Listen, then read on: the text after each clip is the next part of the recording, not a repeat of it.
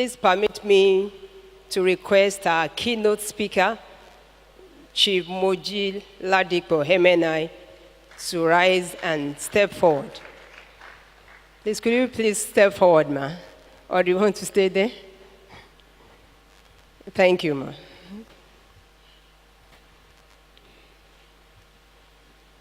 Thank you. So, I'm so grateful to read the profile of our keynote speaker this morning.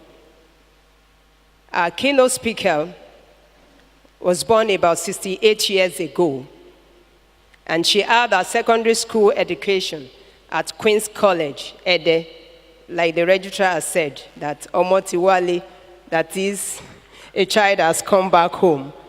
She graduated from the University of Ibadan with a Bachelor of Arts degree in English in 1972.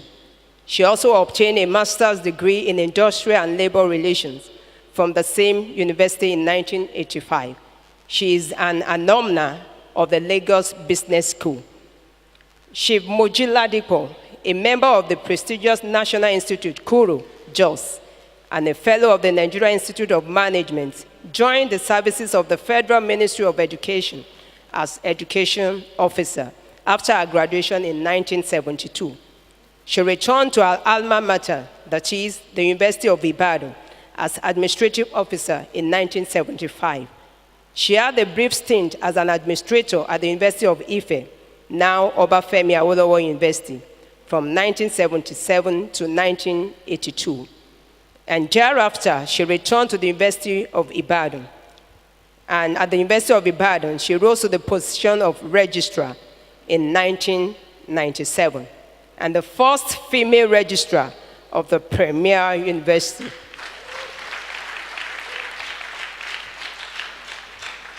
Chief Moji Ladipo retired from service at the expiration of her two-term tenure of 10 years as registrar. Thereafter, she was at the National Universities Commission, Abuja, as visiting registrar on sabbatical. And while at the National University Commission, she was invited by the Catholic Bishops' Conference of Nigeria, first to serve as a member of the Implementation Committee for Veritas University, Abuja, and thereafter as the pioneer registrar of the institution at its take-up site in Obey, Abia State in 2008. She served in that capacity for 5 years and disengaged her service in January 2013 to pursue a training and consulting business in higher education, management, and administration. She also established an online editing and proofreading organization, EditMade Concept Limited, where she is the senior editor and chief operating officer.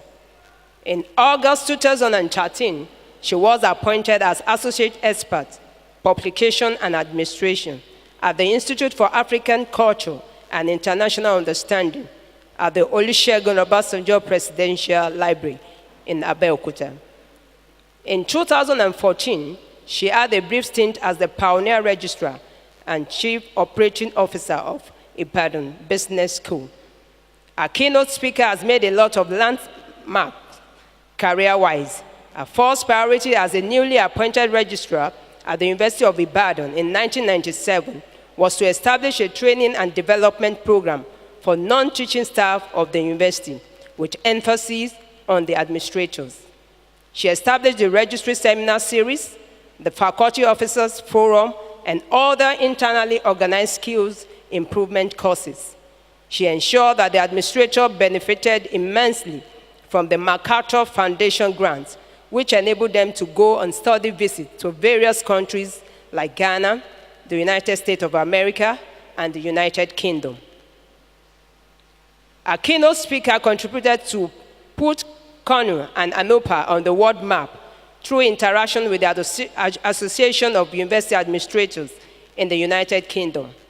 In recent times, the association's annual conference will not be complete without the presence of the large Nigerian delegates.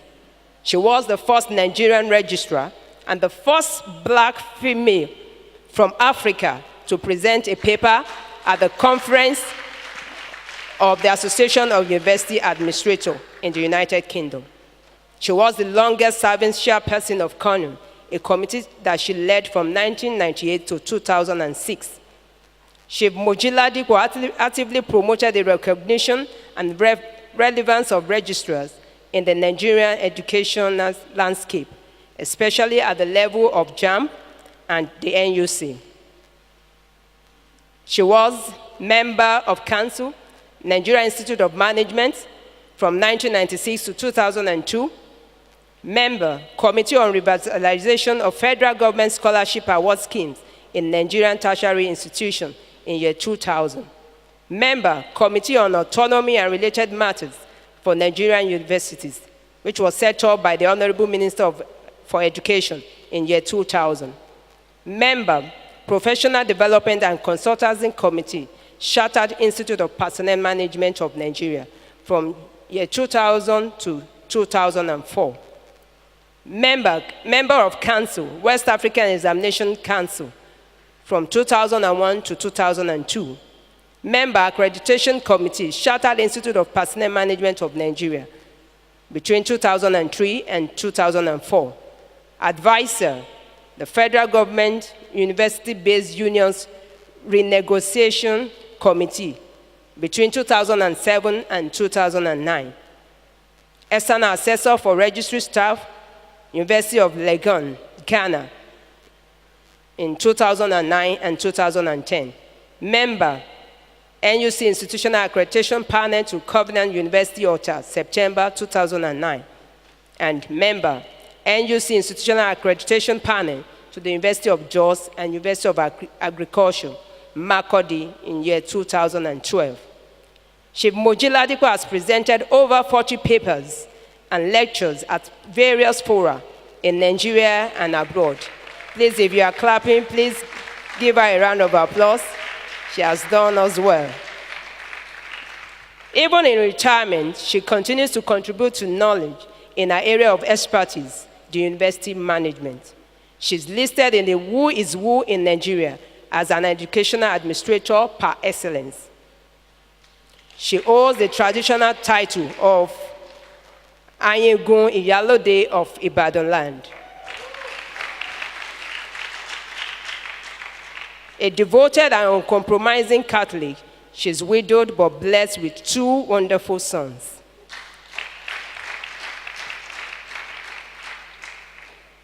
The chairman, sir, distinguished ladies and gentlemen, our keynote speaker is widely sought as a trainer and motivator in the university administration because of God's grace upon her, her professional astuteness, intelligence, and endearing personality. Please, I want to enjoy you to join me to welcome our keynote speaker, Chief Moji Ladipo Hemenai, the elegant and erudite higher education manager, to the podium. You're welcome.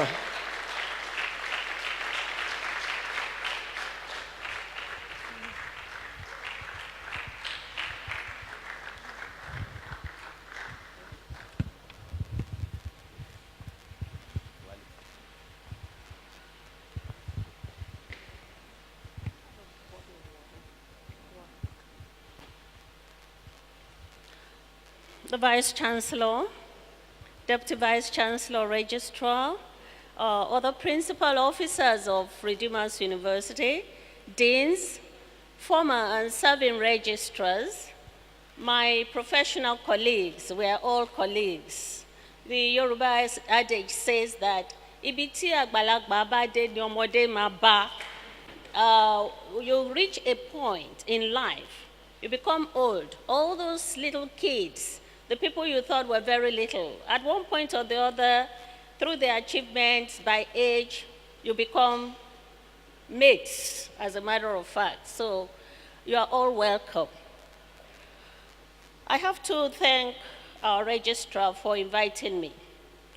On Good Friday, after 3 weeks on the road, I woke up that morning and I couldn't raise my right hand. It was very heavy, I was in pain.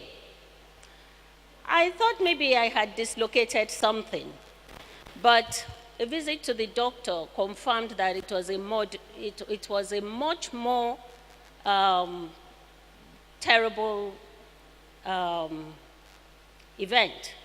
They said my enemy has cervical spondy, whatever, which I rejected immediately in the name of Jesus. But I thank Pastor Akindele. When he called me and requested for my paper, I told him I didn't have any paper, but that he should join his faith with mine, that we shall pray this thing away. And here am I today. He joined his faith with mine, and I'm here today. I tell you what, Jesus is still very much in the business of healing. Shall we give glory to his name? This morning, I'm speaking on building professional university administrators for global competitiveness. Let me start. I'm going to take my cue from the letter that I received from the registrar. He said, university administration as an integral and strategic part of societal development is not exempted from the current changes occurring in society.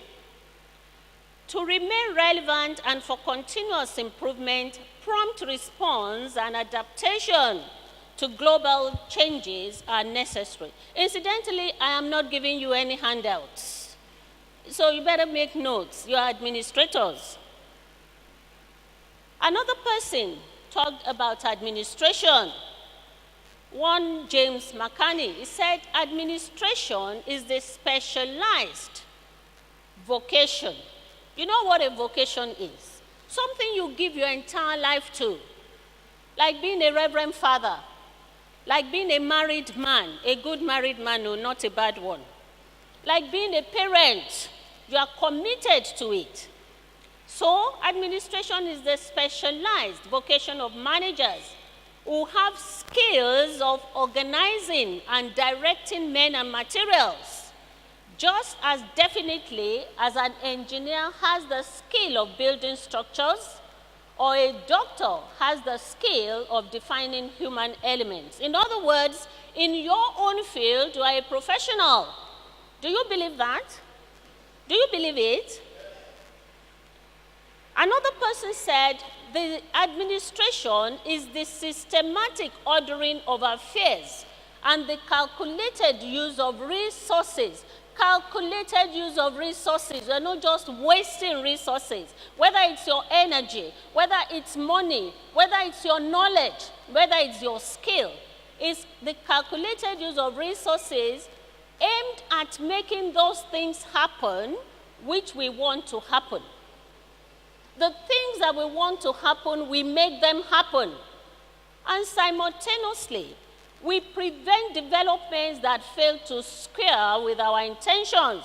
Therefore, as a university administration, your purpose is to use your skills, your talents, your knowledge, everything that you have to ensure that those things which the university wants to happen, that you make them happen. And those things that are deleterious, detrimental to the aim, the objectives, and the vision and the mission of the university, to ensure that what? They do not happen. You are here for a purpose. So, all the employees, workers, resources, assets, bureaucracy of which you are one, you are that bureaucracy that ensures that the collegial nature of a university runs. You are that bureaucracy. The infrastructure, everything involved collectively in order to achieve a common goal based on mutual cooperation and effort. That is what administration is. Mutual effort and cooperation. You can't do it alone. If the bursar said yes, we would not be here. If the Vice Chancellor did not believe in the objectives of this workshop, we won't be here. Therefore, you need to work as a team. If the facilities people do not give us light, are we going to be able to get our objectives? No. Therefore, as administrators, you must know that you are supposed to work as a team, whether as individual administrators, in other words, with your colleagues in administration, as well as all those other people that form the university. Stop saying academics, administrators, the bursary people, and all that, because like your hand, if something is wrong with one finger, the rest of the body will know it. Teamwork. So the university administrator, you can see from this illustration, a university administrator must have 10 hands, 2 heads, 30 legs, because you are everywhere. As you are answering the phone, somebody else is asking questions, isn't it? You have to be on your toes all the time. As you're trying to work on your computer, you are also working with paper. You cannot just be there, you have to be involved all the time. So who is the university administrator? I like definitions so that we situate what we're going to say within the appropriate forum. You are that person that is in line of succession to the registrar, who is the chief administrative officer of the university. And you are there as a career option. You are not an administrator because you have no brains. You are not an administrator because you don't have a degree. You are hopefully an administrator by the fact that you chose to be. If you know that you don't like the job, please, before you get frustrated, resign and go look for other jobs. Because somebody who doesn't take pride in his or her career can definitely not give his or her best. At best, you will be perpetual applicants. As a career option, and therefore you belong to the registry. And all the duties of an administrator, whether you are working in the Vice Chancellor's office or you are attached to the bursary, in the University of Ibadan, we have an administrator for the library, because the librarian is supposed to concentrate on the job of the library. Why that administrator takes care of all those committees and all those other things. The same with the bursary, the same with works department. No matter where you are, even if you see yourself as the personal assistant to the Vice Chancellor, insofar as you are not a lecturer and you are not an engineer, you are an administrator, and your first loyalty is to the registrar. You are because Pastor Akindele is. And everything you do is embedded in the duties assigned to the registrar statutorily. What does that mean? By law. The registry is a creation of law, for the simple reason that the law says there shall be a registrar who shall be the chief administrative officer for the day-to-day administration of the university and secretary to council, senate, what else? I can't hear you. And all other committees are embedded in that. So, as an administrator, you have statutory functions and you have day-to-day functions. We've already talked about it. You are secretaryship of committees and subcommittees of the organs of governance and many more. What is your duty? Your role as an administrator, the reason you are there, is to provide services to enable the university to perform its tripartite function of teaching, research, and community service.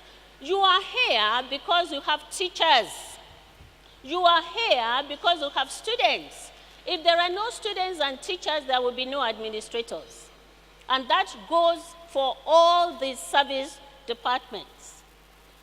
You are supposed to provide efficient and effective service that delivers on organizational goals By employing what? An administrator has no business saying, I think, they said. By employing scientific, critical, and strategic thinking.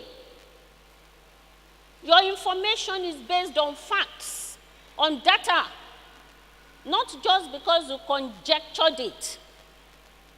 You are the data warehouse. You are the keeper of the university tradition. This university is creating a tradition of excellence based on the rule of law, on morality. It is your responsibility as administrators to ensure that you keep that university tradition. Even when the VCs, I know this VC will not go astray, even when vice chancellors want to, kind of just compromise, it is your business to give information that this is not the tradition of this university. You are a contributor to learning, teaching, and living through excellent customer service. We shall get to that. You know the business of administration, which is why you are here. You are the officer to check with before moving forward. Please, we want to establish an institute for public administration. How do we do it? It's your business to know how institutes are established in a university. We want to build a refectory here. It's your business to know that a refectory should not be there, because it's not part of the master plan of the university, because it's going to make the place ugly, because there will be noise next to the vice chancellor's office. It is your business to know. You are supposed to help students and staff to translate academic values to reality, to help students. You do not go there and, please, you are disturbing me. Are you going to teach me my job and all that? You are there because there are students. You are the servant of the students. You are the servant of the stars.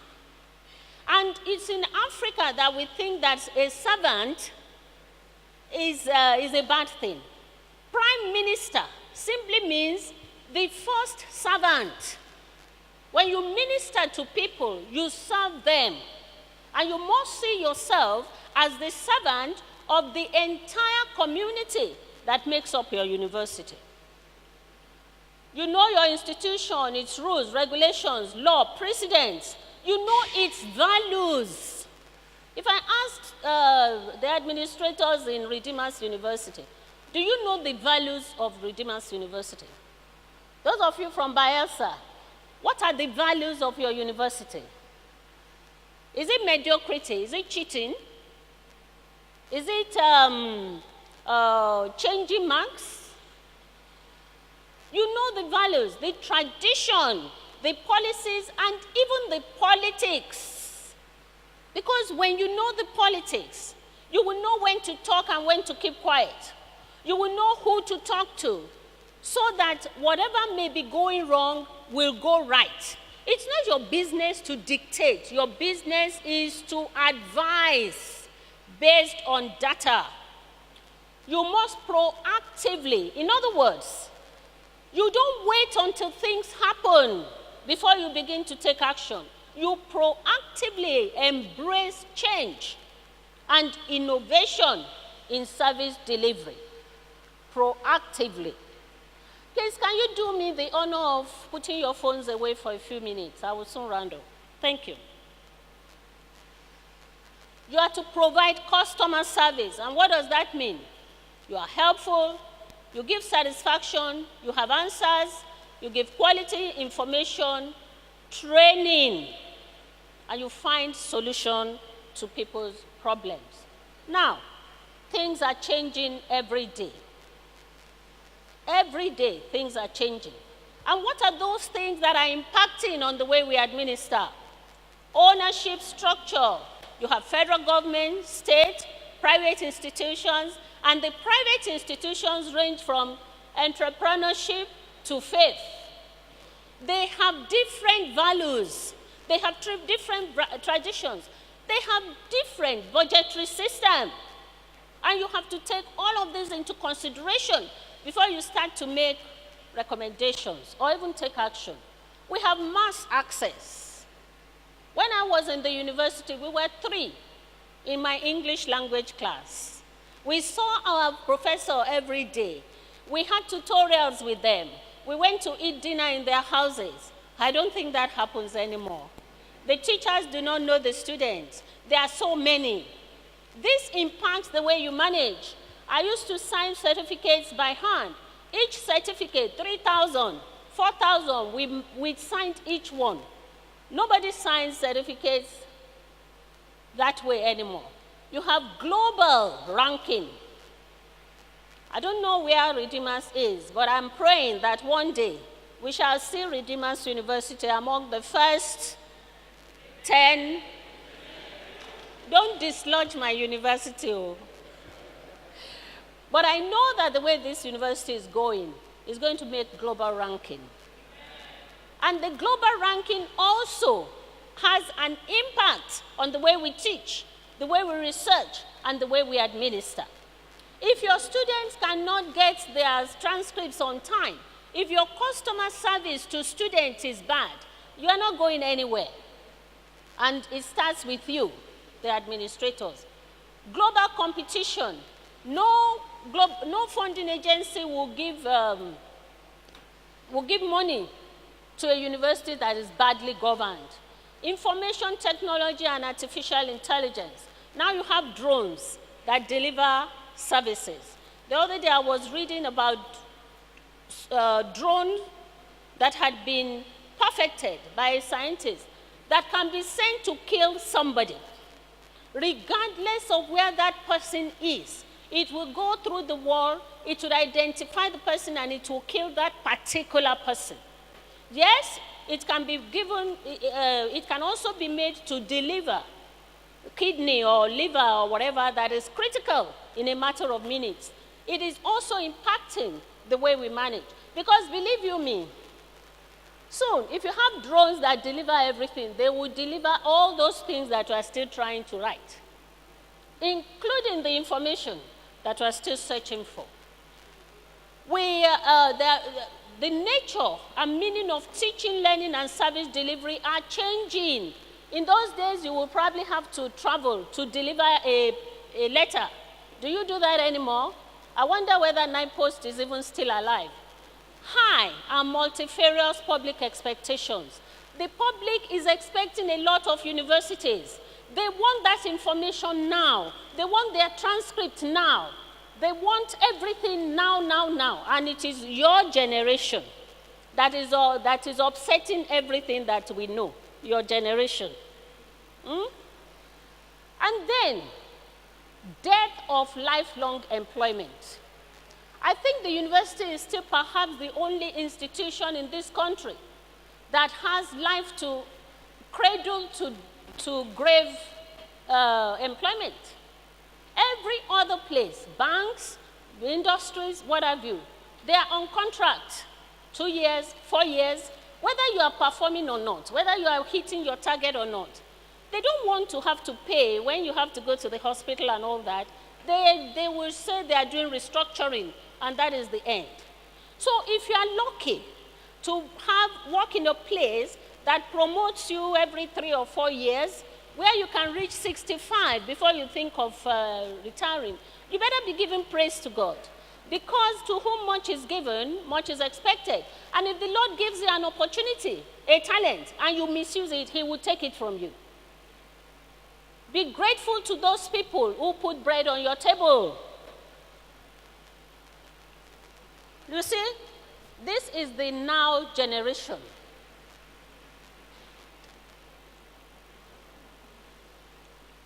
So, what am I saying? As Plato said long before Jesus Christ was born, change takes place no matter what deters it. You can't stop change. It's not possible. And for an institution, and as employees and employers, to remain competitive or relevant, we must adapt to change in accordance with the changing needs of our stakeholders. How many times have we heard about Cadbury? Cadbury used to be one of the biggest multinationals. They did not adapt to the changing taste of their customers. They kept on still giving us Bonvita when Milo was already around the corner. In those days and even now, when people want to buy powdered soap, they will say, I want Omo. When was the last time you saw Omo? They are winding up because they are not alive to the changing needs of their customers. And it is the same with universities. Some older universities are dying and they don't know because they are not responding to the changing needs of the students, their customers, the changing needs of the federal government, of the state government, of even our GOs and I don't know what we call the others. So it is very imperative for us as administrators, therefore, anticipating change, keeping pace and adapting to change is the only way to survival and relevance. If you don't begin to adopt those skills, competencies that will make you relevant, I say it many times, someday we might wake up and there will be no registry. So, be architects of the future, not victims. If you're going to be an architect of the future, you begin now before that change catches up on you. So what do we mean by global competitiveness?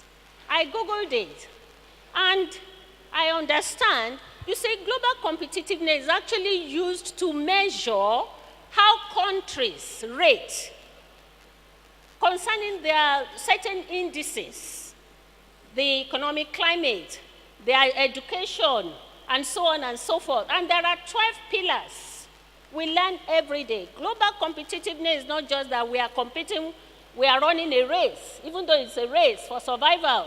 It's a race for economic superiority. It's a race for power by the nations. And the powerful nations will continue to subject those nations that do not make global competitiveness to slavery and exploitation. It is the same in education. We are in a race. If we do not get ready and take care of the 12 pillars that are relevant to university administration, you as administrators would continue to be at the lowest ladder.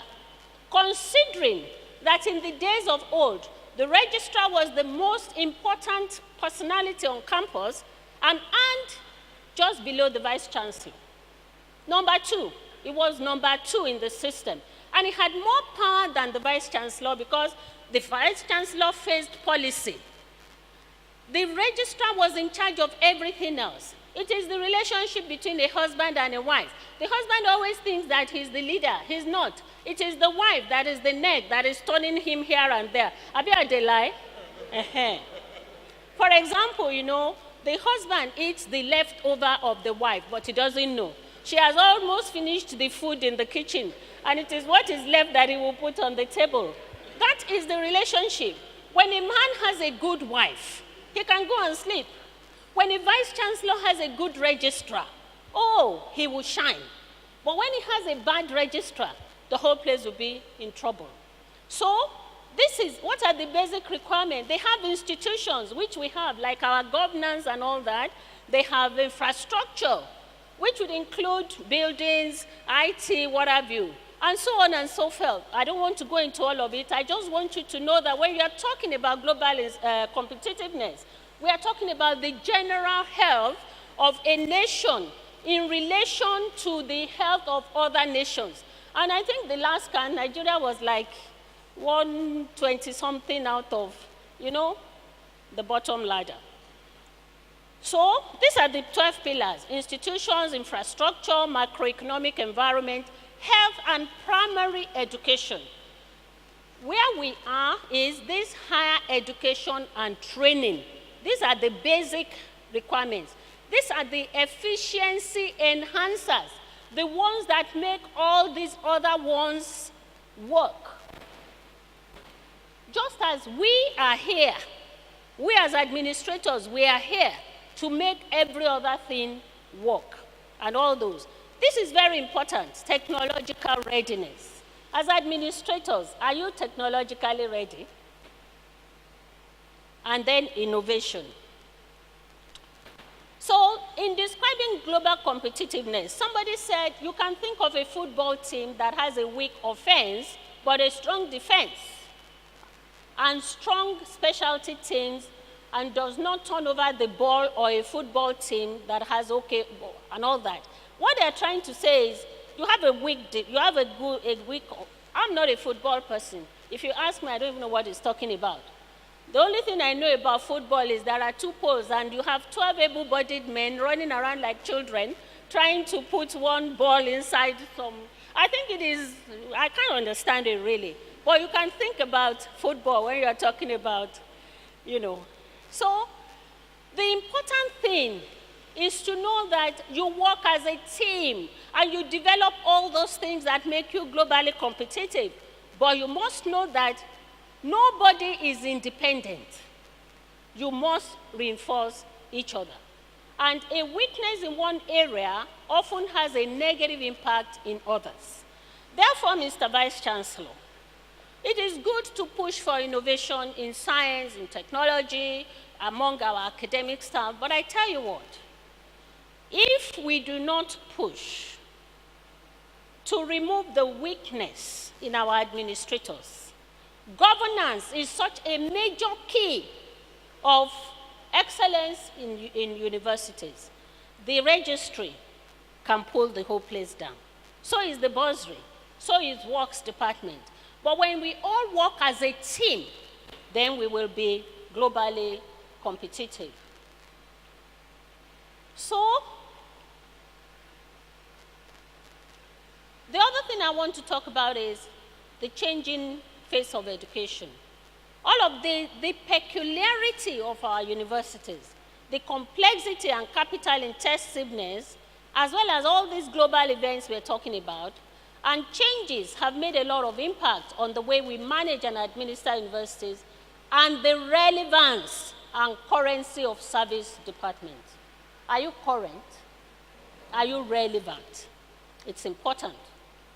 So, who is the globally competitive administrator? Which is why we are here. That person must have the following competencies. First, ability to contribute to strategic decisions using insight and understanding. If you don't know your rules and regulations, you don't even know the law that set up your university, how do you want to use insight?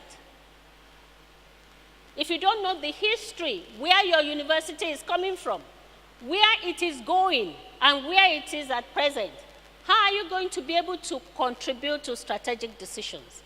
So you must have excellent grounding in industry-specific knowledge and rules, regulations, and laws. If you're an accountant, you must know the most recent tax laws. Otherwise, you are not current. That's another competence. Grounding in university administration.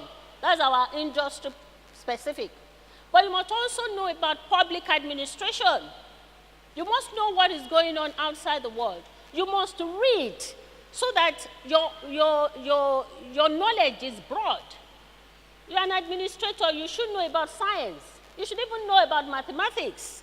So, then, possession of technical know-how. There are many administrators that cannot use Excel. They will say, I'm not an accountant. But if you use Excel, it makes all those your exam lists and everything else easier. You must broaden your knowledge. Technical know-how, innovativeness and ability. I hope I'm not disturbing your... Innovativeness and ability to show initiative and come up with creative ways to solve problems. It's not like this is the way we've always done it. No. Think outside the box. This is a problem. How do we solve it? There are many times that rules and regulations will not work. But you must know how to create a win-win situation. It may be tradition that will work. If the unions are on strike, rules and regulations will never work. It is interpersonal relationship. The way you deal with the leaders, the way you also deal with the students so that they don't join, the way you deal with your stakeholders so that that law doesn't come and say sack all of them and you start running around. So, creative ways to solve problems. Personal confidence and emotional intelligence. Many administrators lack confidence. We act like clerks. We just write what we are told to act. When you have confidence, you will stand before kings. But your confidence will not come from braggadocio. I hope you understand what that means.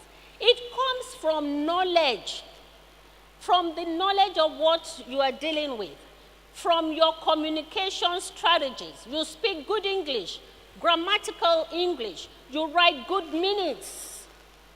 You smile at people. You have good public and human relationship. And emotional intelligence. That's a whole topic. Now, openness to change, adopt and embrace new technology and shifts in general working practices. There are many of you that will complain if you have to close at 5 o'clock. Many would complain if you are moved from one schedule to another, you must go. Ability to prioritize work. Ability to prioritize work and beat deadlines. They want the minutes in 24 hours. And you have a lot on your table. Which one is urgent? Which one is important? Which one is urgent and important? I'm sure when you learn about time management, you go through all that. Commitment and loyalty. Many of us are not committed. We are not loyal. Excellent customer service orientation with win-win approach to issues. Strong work ethics. When you have strong work ethics, you will not cheat. You will not take bribe. You will not be lazy. You won't go late to work. Some people practice what is called presentism. They are at work. They are not absent, but they are not at work because their mind, their effort is somewhere else. Presentism. So what are the building blocks to what we have been talking about? Leadership is key. I believe, is there any PAR here? Each of you is a leader because under you are clerks, messengers, and so on. If as a leader you don't come to work on time, if as a leader you don't know the rules and regulations, you are not going to be able to build other people up. If as a leader it's just to keep everybody down, especially registrars and deputy registrars, if by now you are not building your successors up, not one, 5 successors, so that whichever one wins eventually, the university will continue to function. Leadership is very, very important. You must, and how do we now, the building blocks are developing and training the administrator to possess the required knowledge, skills, and capability. And to do this, we need constantly to do a needs assessment survey so that we can identify individual strengths and areas of deficiencies at every level of the hierarchy. The people who are AO1, their problem may be expressing themselves. It may be writing minutes. It may even be shyness. The person is timid. We as leaders should do that kind of training assessment needs. When I was registrar, I used the weaknesses of my team. I would look at them and say, okay, this one can't write. Bring that person to my office. He will learn to write because we will start from A, B, C, D. Within a year, he has the confidence and I can now throw him to the faculty. It's important. Targeted hands-on training to meet those needs. This kind of thing is good, it's general. But as leaders, as administrators, the clerk under you, he goes away indefinitely. You know that is his problem, he's a Roma. you begin to build that person up. So, we're talking about inculcating, looking at the ability. That ability, we look at the attitude, so that that person knows why we are doing whatever. Knowledge, know what, including process and purpose. Skills, know how to do things, and so on and so forth. And for us to get this triangle of success for building our globally competitive people, we need to, among the skills they need are interpersonal skills, communication skills, reasoning skills, time management skills, and goal-setting skills. The attitudes include commitment, cooperation, enthusiasm, optimism, honesty, integrity, self-confidence, and self-motivation. Knowledge includes basic theories, information, and so on and so forth. And I conclude by saying that knowledge is what? Power, especially when you are in a university. ICT is so important. Among the skills is a very, very important one. But we also need people skills and competence and innovation. Customer service skills, because we are supposed to be a service unit. You need tact, patience, empathy, people-oriented, positive attitude, assessment, negotiation, and attention to detail. And for your communication skills, you need verbal communication skills, excellent non-verbal communication skills, excellent listening skills. Nigerians don't listen. If you ask them a question, they're already thinking of an answer even before you have stopped talking. Listening skills. That is why so many things go wrong, because we don't listen. Listen and silence contain exactly the same letters. Listen. If you are listening, you keep silent when somebody else is talking. And all of these will now give us productive relationship with customers. Continuous self-development. Many of you believe that if the university doesn't train you, you just sit in your office. You must invest in your own career. The first training I ever attended in my life, I was an assistant registrar. And I went to one of these IPM training programs on job evaluation and salary administration. Tell me, what is the business of registrar with salary administration? But it helped me to learn about the value of jobs, the worth of a job. And I found it very, very useful. Most importantly, embrace technology for fast, effective, timely, and cost-effective service deliveries. Now, I want to talk about the culture of your environment. All of this would be nonsense if we do not deal with the culture of our universities, because the assumption and beliefs of employees drive behavior. If in your university, it doesn't matter whether you cheat or you sell marks, then it's going to be assumed that that's the way to go. The collective behavior of all of them will determine the results you have. And the results measure performance and indicate if strategic objectives have been achieved. We must build a culture of excellence. And this also implies that we must be ready to reward good behavior and sanction unacceptable behavior. So, when we build a high performance culture, continuous improvement, and all that will give us high performance culture. I've talked about this. I want to talk about multidisciplinary knowledge. It's not enough to just say this is what the rule says. We must also add conceptual, diagnostic, and evaluative knowledge. I hope my Oyinbo is not too much. As administrators, we must move from procedural knowledge to creative knowledge. Not just this is the procedure. We need to now begin to be creative. Okay, this is how we've always done it. This is what the rule says. But can we do it better? And that's why as administrators, when you're working, you see that a rule, a regulation is out of date, out of tempo with where your university is going. You should be the one to first point it out. Ask the VC to let you set up a small committee to first examine all these rules, identify the ones that are no longer useful or productive, and allow the VC to now set up a larger committee to look into it. If we do that regularly, we will be seen as important to the university.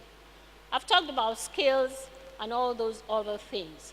So, for us as registrars, deliberate succession planning for all levels of management, and that includes the Vice Chancellor, the Bursar, Works Department, even professors in their departments. Deliberate succession planning. I think I've already talked about that this morning.